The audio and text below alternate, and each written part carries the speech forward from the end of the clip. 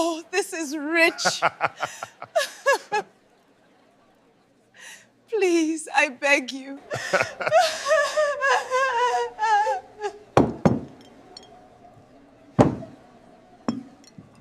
The morning sun rose gently over the red earth of Mbale village, a small settlement tucked between endless hills of maize and the distant shimmer of Lake Nyanza. The air carried the scent of dew and smoke, a familiar perfume that told of another day of struggle and survival. In this village, where time moved slowly and dreams were measured in spoons of porridge, lived a girl named Amina Njoraj, thin as a reed, her eyes bright with hunger and hope. Amina was not born into comfort. Her mother had died when she was 7, leaving her in the care of an aging grandmother who sold firewood at the roadside. They lived in a clay hut patched with old sacks, the wind whispering through the cracks at night. But Amina carried something rare, a spark that poverty could not dim. Each morning, she walked to the nearby city of Kisumu with a small basket of groundnuts, hoping to sell enough to buy food for the evening. The road to Kisumu was long and dusty, lined with weary traders and men on motorbikes roaring past like restless spirits. Along that road, stories were born, some of luck, most of loss. Amina often imagined herself beyond the horizon, in a place where the streets were paved and nobody went to bed hungry. But for now, her world was this path, her dreams balanced carefully on her head. In Kisumu, towering buildings gleamed like glass mountains. Buses coughed black smoke into the sky, and beggars leaned against the corners, whispering prayers to passing strangers. It was here that Amina learned to read faces, the hurried, the hopeless, the proud. Among them, one man stood out, Mr. Temba Mutesa, a millionaire known across the city for his empire of hotels and factories. Once, he had been a symbol of power, a man whose laughter could fill a room, whose handshake opened doors. But now, his mansion sat like a lonely palace on the edge of the city, guarded by high walls and silence. After a mysterious accident 2 years earlier, Temba had lost the use of his legs. The man who once commanded armies of workers could no longer command his own body. Rumor had it that he lived surrounded by wealth but consumed by bitterness. His food was prepared by chefs, yet nothing tasted right. His house overflowed with possessions, yet emptiness haunted every corridor. The people whispered that God had humbled him, that even a lion can become prey to time. Amina first saw his mansion one day as she wandered into a wealthier part of town, searching for customers. The gates were gold, the driveway longer than her entire village. She stopped there for a long moment, staring at the guards and the manicured lawns beyond. She wondered how one man could have so much while others had so little. That night, she couldn't sleep. As the wind howled outside their hut, Amina's grandmother coughed weakly beside her. The old woman's body had grown frail, and the local herbs were no longer working. The village healer had said it would take money, real money, to get medicine from the city hospital. Amina had none. But she had heard tales of a man who once believed he could buy anything. The next morning, she made a choice. She put on her best dress, a faded yellow one her mother had sewn before she died, and carried her small basket, half filled with roasted groundnuts. She walked for hours until the sun was high, her feet blistered but her spirit unbroken. When she reached the mansion gates, the guards frowned at her dust-covered face and torn sandals. She waited, and waited. Hours passed as expensive cars drove in and out, none noticing the poor girl clutching her basket like it held her future. Finally, one of the guards relented, more out of pity than duty, and carried her message inside. They laughed when they heard what she had come to ask. A poor girl offering roasted nuts to a paralyzed millionaire in exchange for something as impossible as a cure. It sounded like madness. But curiosity has a strange way of bending even the proud. Inside, Mr. Temba sat by a window overlooking his garden. His legs, once strong as tree trunks, now hung lifeless beneath a blanket. When his guard told him of the girl, he waved his hand impatiently, but something in the story made him pause. A girl who wanted to trade her leftovers for a cure. The absurdity of it made him chuckle for the first time in weeks. "Bring her in," he ordered softly. Amina was led through corridors lined with marble and gold. She had never seen such a place. Her eyes widened at the chandeliers that glittered like captured stars, at the paintings that looked more alive than people. When she stood before the man, her knees trembled, but her gaze was steady. Temba studied her face, the dirt-streaked cheeks, the cracked lips, the stubborn light in her eyes. There was something unsettling about her confidence. She did not look at him with pity nor fear, but with an odd mix of courage and sorrow. He laughed again, a low, tired laugh that echoed through the room. "Trade my leftovers for a cure," he murmured, amused by the irony of her request. That night, after she left, he could not sleep. He kept thinking of that girl, poor, desperate, yet strangely dignified. He wondered what kind of world had taught her to make such a request. In her own small hut miles away, Amina also lay awake, her heart heavy but hopeful. She had seen something in that man's eyes, not cruelty, but pain. The kind of pain that money could not fix. Neither knew it yet, but their lives had already begun to intertwine, bound by an unseen thread of fate that neither poverty nor pride could break. And as the moon rose above Mbale village, painting the lake in silver light, the wind carried whispers of something about to change, something neither the poor girl nor the paralyzed millionaire could ever have imagined. The following morning arrived heavy with clouds, as if the sky itself carried secrets. In the city of Kisumu, Mr. Temba Mutesa sat by his window again, gazing out at the restless world that moved without him. The laughter that had escaped his lips the previous day still lingered faintly in the air, but it no longer felt the same. It had come from habit, not from happiness. That poor girl, with her cracked voice and trembling hands, had stirred something he did not want to name. For 2 years, Temba had walled himself inside his mansion, convinced the world no longer deserved his attention. His wife had left after the accident, taking their only child with her. His friends had stopped visiting once the parties ended. Even his business partners spoke to him only through lawyers now. In the echo of his silence, he had built a fortress of bitterness. But that small encounter, the ridiculous notion of trading leftovers for a cure, had shaken a stone loose from the walls around his heart. Outside those golden gates, Amina walked the streets of Kisumu with new purpose. Every face she saw reminded her of the man in the chair, rich yet broken. She couldn't understand why fate had led her to him, but something deep within her whispered that it wasn't over. Each evening, when she returned home with only a few coins and her grandmother coughing in the corner, she replayed the moment again and again. His laugh, the way he looked at her, the quiet sadness in his eyes. It felt like life had offered her a key, though she didn't yet know to which door. Days turned into weeks. The rains came early that season, flooding the dusty paths of Mbale. Many traders stopped traveling to the city, but Amina refused. Each morning, she walked through mud and wind, her basket held high, selling what she could. And though she pretended to sell groundnuts, her heart was searching for something else, a reason for hope. One afternoon, while she was resting beneath a jacaranda tree, a sleek black car stopped nearby. The tinted window rolled down slowly, revealing a man in a gray suit. He handed her a folded envelope and spoke only a few words before the car drove away. Inside was a letter written on fine paper with gold edges. The handwriting was elegant, formal, unmistakably his. He had written, "Your courage amused me once. Now it intrigues me. Come again tomorrow. Bring nothing to sell this time." The words made her hands tremble. That night, she didn't tell her grandmother the truth. She simply said she might have found work in the city. Her grandmother smiled weakly, whispering that maybe, just maybe, God had finally looked her way. The next day, Amina returned to the mansion. The guards recognized her now and let her through without hesitation. Inside, Mr. Temba waited, dressed in a dark robe, his wheelchair positioned beside a grand piano he could no longer play. The house was filled with the scent of polished wood and loneliness. He studied her quietly as she entered, this girl from the dust, standing among chandeliers and gold-framed mirrors. He expected fear, but she seemed calm, her eyes fixed not on his wealth but on his face. Something in that made him uneasy, yet comforted. He asked her to sit. Servants brought tea, but she didn't touch it. She only listened as he spoke about his accident, how a stormy night, a speeding car, and a broken guardrail had taken everything from him. He spoke of doctors who tried, of healers who lied, and of prayers that went unanswered. Then he stopped and asked her, almost mockingly, what cure she thought she could offer.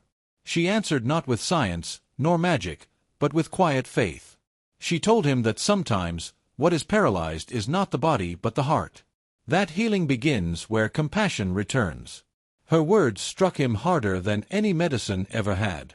For years, People had pitied him, flattered him, feared him, but no one had spoken to his soul.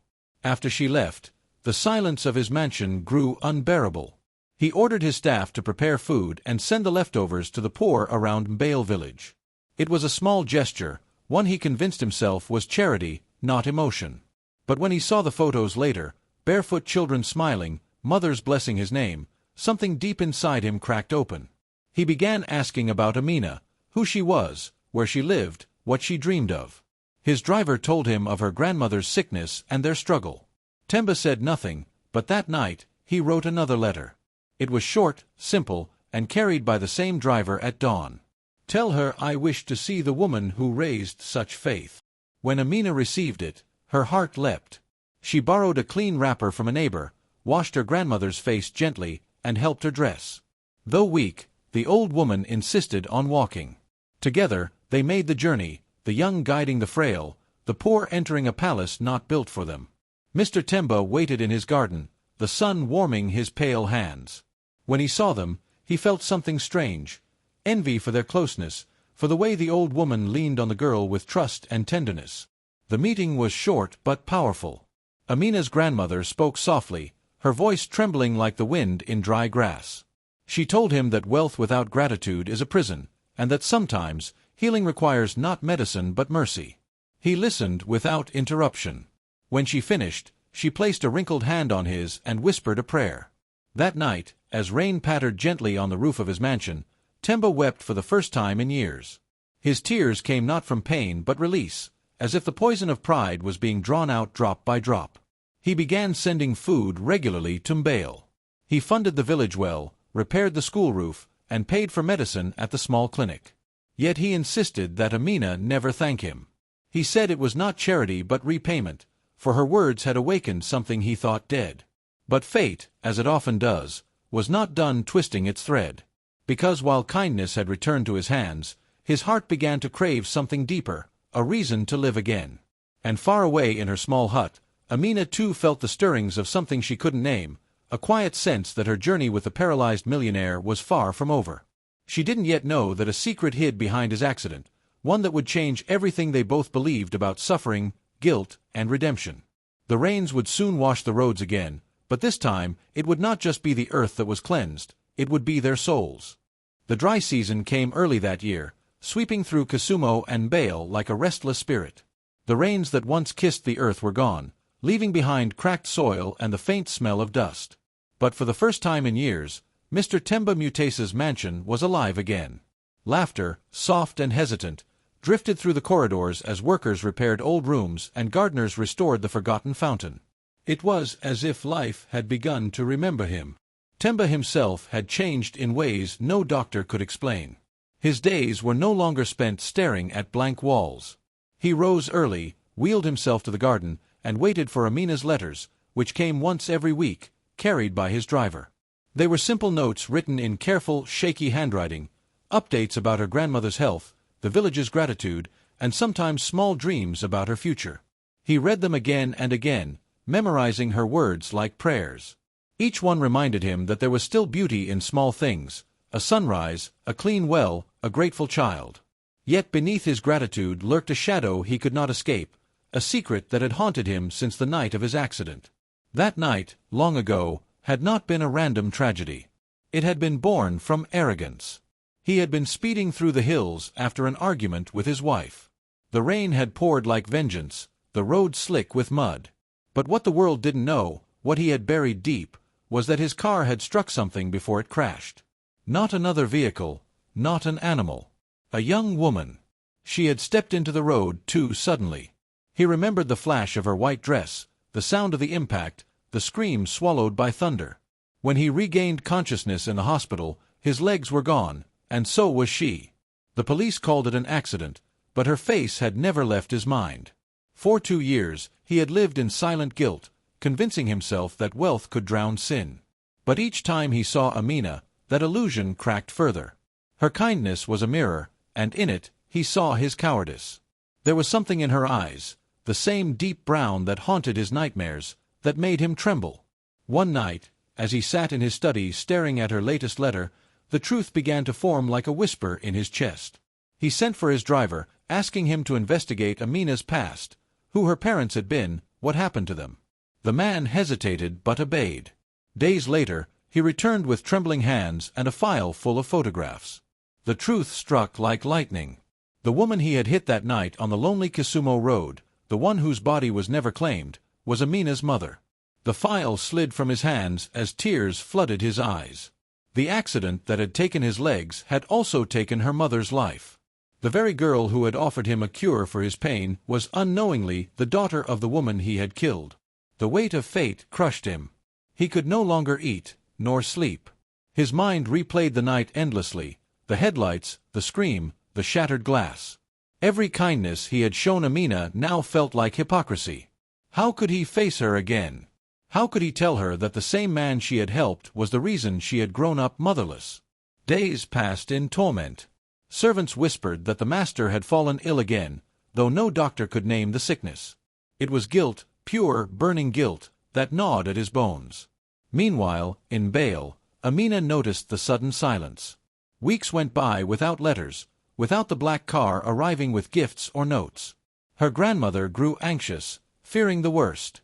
"Maybe the man has forgotten," the old woman said, but Amina refused to believe it.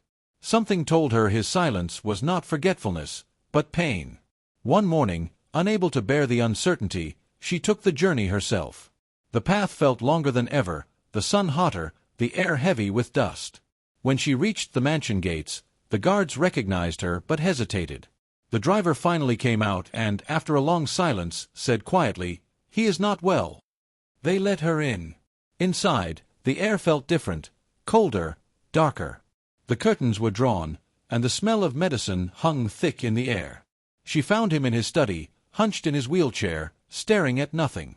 She called his name softly, and for a long moment he did not respond. When he finally turned, his eyes were hollow, rimmed with tears that refused to fall. The sight of her was both salvation and punishment. She knelt beside him, asking what was wrong. But he couldn't answer. His throat locked, his body trembling. At last, he whispered one line, the line that shattered the world she thought she knew. "Your mother died because of me." The words hung in the air like smoke. Amina froze, her heart pounding, her breath lost. She wanted to speak, to scream, but no sound came. She stared at him, her mind refusing to understand. He told her everything, the storm, the road, the crash, the guilt. Every word felt like a blade. She stood up slowly, eyes wide with disbelief. The man she had prayed for, the man she had thanked, the man who had changed her life, was the same man who had destroyed it. Her heart cracked under the weight of the truth. Without a word, she turned and walked away, her footsteps echoing down the marble hall. The guards called after her, but she didn't hear. Outside, the sun blazed mercilessly, yet she felt only cold. That night, back in Bale, her grandmother found her sitting by the lake, silent and motionless. The old woman didn't need to ask, she saw the storm in her eyes. She sat beside her, whispering prayers into the wind. Meanwhile, inside his mansion, Mr. Temba sat in the darkness, clutching the same photo, the one the driver had found of Amina's mother.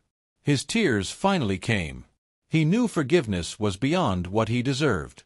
But somewhere deep inside, a faint voice told him that perhaps this pain, this unbearable sorrow, was the beginning of his true cure. The same girl he had once pitied now carried the power to either destroy or redeem him. And as the moon rose over Kisumu, two souls, bound by tragedy, torn by truth, began walking the edge between hatred and healing, unsure which side fate would let them fall on. 4 days, the sun rose and fell over Mbale village, but Amina did not move from the quiet lake where she sat each evening. The world around her continued its rhythm, goats bleating in the distance, children chasing after dusty tires, mothers singing as they fetched water, yet none of it touched her heart. It was as if time had paused, holding its breath in sympathy. The revelation had torn through her like a blade. The man she had believed to be her blessing was also the shadow behind her deepest loss. She could not pray, even her tears had run dry. The lake, usually a mirror of her dreams, now reflected only confusion. How could kindness and cruelty live inside the same soul? Her grandmother tried to comfort her with the patience of an elder who had seen life's cruel jokes before. She told her that sometimes, the same rain that drowns one field nourishes another. That forgiveness, though bitter, is the seed from which healing grows. But Amina could not yet see that truth. She wanted to hate him. She wanted to forget the way his eyes had pleaded for mercy. Yet each time she remembered his broken voice confessing his guilt, her anger trembled.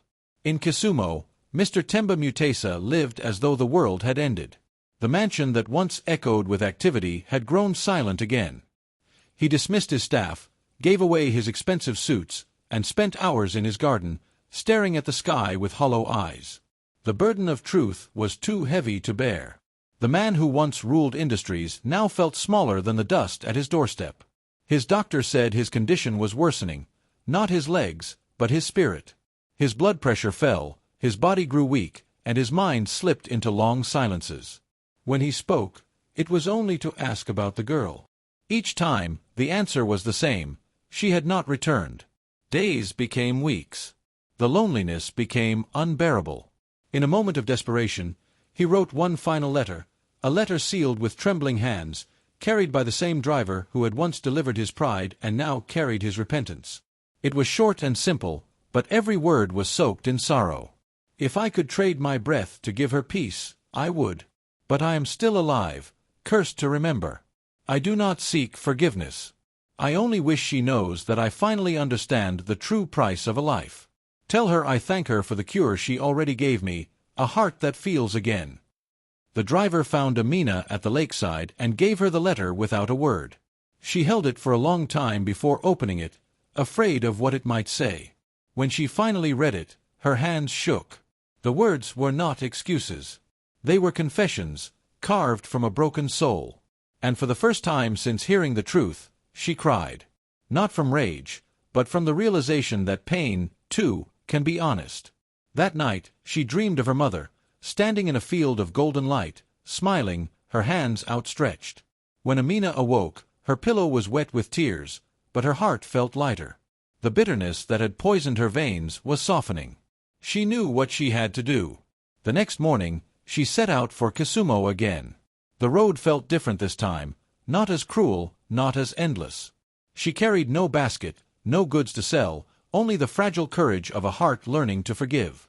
When she reached the mansion, the guards looked surprised but opened the gates. Inside, she found him where she had always found him, by the window, wrapped in silence. He looked thinner, older, the light in his eyes almost gone. He turned when he heard her footsteps, disbelief flickering across his face. For a moment, they simply looked at each other, the poor girl and the broken millionaire, bound by a tragedy that neither had chosen. Amina knelt beside him, her hands trembling. She didn't speak of forgiveness, nor anger. She simply reached for his hand and held it. His skin was cold, but in that touch, something ancient stirred, a peace that words could not describe. He began to cry quietly, whispering her mother's name, as if speaking to the ghost that had haunted him for so long. Amina listened, and for the first time, she didn't feel pain, she felt release. She told him that her mother had always believed in mercy, that she would not want him to die in guilt. That life was not meant to be measured by mistakes, but by what one does after them. Her voice was steady, though her heart shook with every word.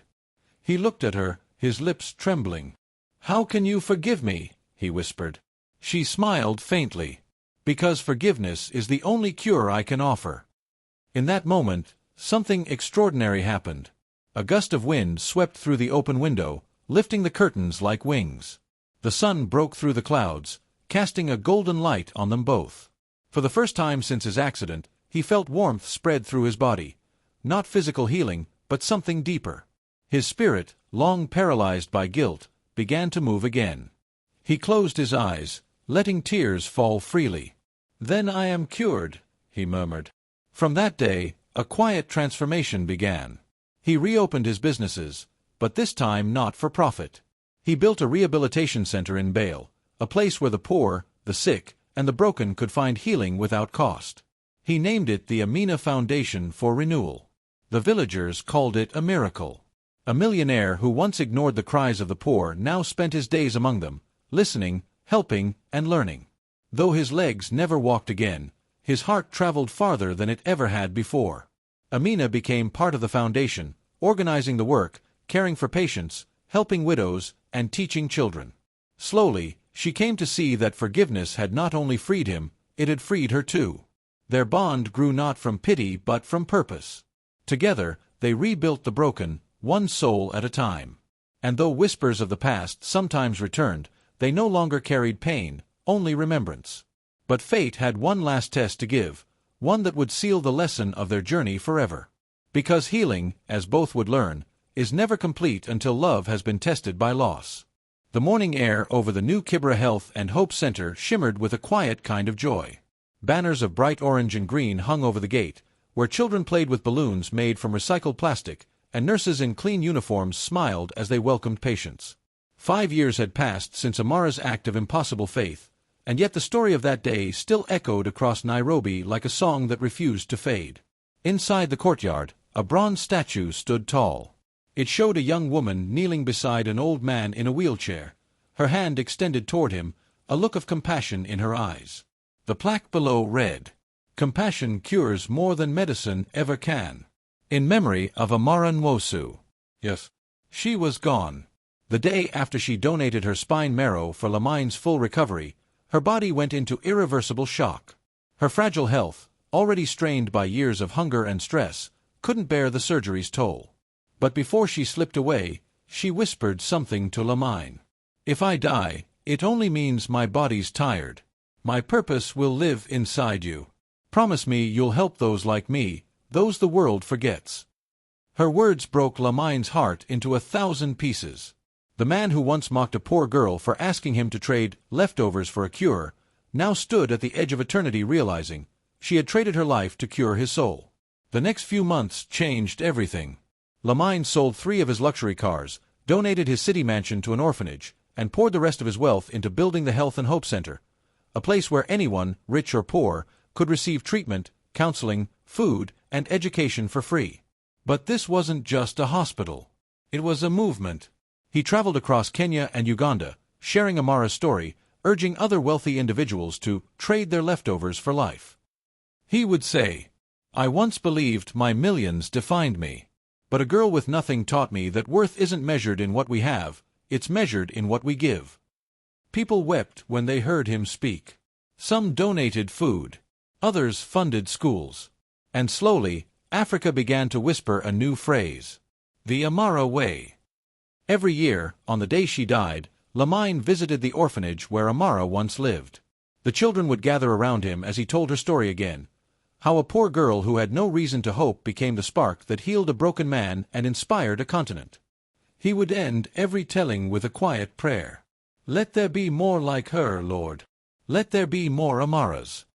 One year, a small girl named Zuri, no older than 9, tugged at his sleeve after the story. "Uncle Lamine," she said, "do you think Amara sees us from heaven?" Lamine smiled through tears. "Oh yes, little one. She's watching. And every time you help someone, she smiles a little wider." Zuri grinned and handed him a folded paper heart. Inside, in shaky handwriting, it said, "Trade your leftovers for someone's tomorrow." Lamine pressed it to his chest, and for the first time since that fateful day, he felt something like peace. When Lamine finally passed away in his sleep, at the age of 74, the city mourned him as the man who gave everything back. But those who knew the truth understood. His story began not with wealth, but with a poor girl's courage to ask for a miracle. At his funeral, the children of the orphanage released 100 paper lanterns into the Nairobi sky. As they floated upward, the golden lights shimmered like souls returning home. And somewhere in the wind, if you listened closely, you could almost hear her voice. "See, Lamine, even ashes can bloom." Years later, a documentary filmmaker asked an elderly nurse who had known both Amara and Lamine what she believed the real moral of their story was. The nurse smiled softly and said, "That wealth can buy comfort, but not healing. That faith can move more than mountains, it can move hearts. And that sometimes, God hides his greatest miracles in the most broken people." Moral of the story: no act of compassion is ever wasted. What we give in love, even in the smallest measure, multiplies beyond time, turning pain into purpose and loss into legacy.